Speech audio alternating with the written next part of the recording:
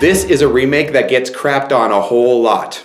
However, for the very first time, I'm here to admit that I really enjoyed this remake. I think it's really fun, and I enjoyed the heck out of it.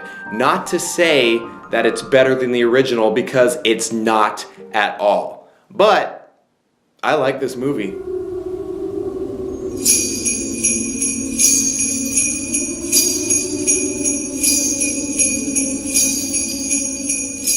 What's up, brothers and sisters? My name is Mike Kostriva. Welcome back to the 12 Screams of Christmas. Today we're talking about the Black Christmas remake from 2006. The original Black Christmas from the 70s is an absolute classic, and you may get a review of that in the future.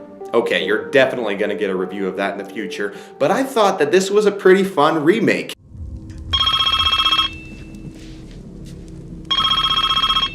This movie took the basic story from the original and went in a completely different direction with it. This remake just went for shock value. It's much more gory than the original, the body count is a lot higher, and the story is much more detailed. The director of this movie did exactly what Rob Zombie did with his remake of Halloween. He gave the killer a huge, elaborate backstory. Like, we know pretty much everything about Billy, the killer in Black Christmas, in this remake. What made the original so good was the fact that you knew nothing about the killer in Black Christmas.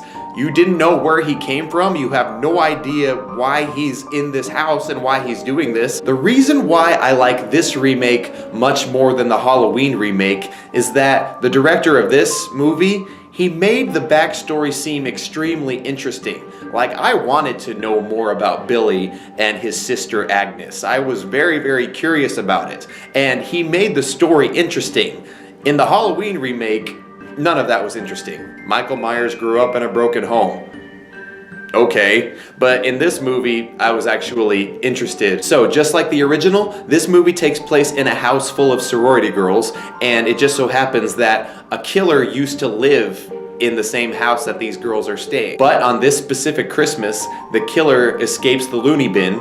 His name is Billy Lenz, and he returns home to kill everybody. But as the story progresses, we find out that there may be a second killer. And that's all I'm gonna say as far as spoilers go. There was actually a moment in this movie where I felt sympathetic towards the killer. Does that make me wrong? This remake uses a lot of the same story elements and a lot of the same character names from the original, but it takes it in a whole different direction. And I give the director credit for that. I think that the story was interesting enough, and the kills and the gore and the horror itself was actually pretty freaky to watch. I give him credit. I think that it was a pretty solid horror remake. The acting is kind of over the top and kind of lame in some points. However, it's a straight up slasher movie. It's a movie made for shock value, and I thought it worked.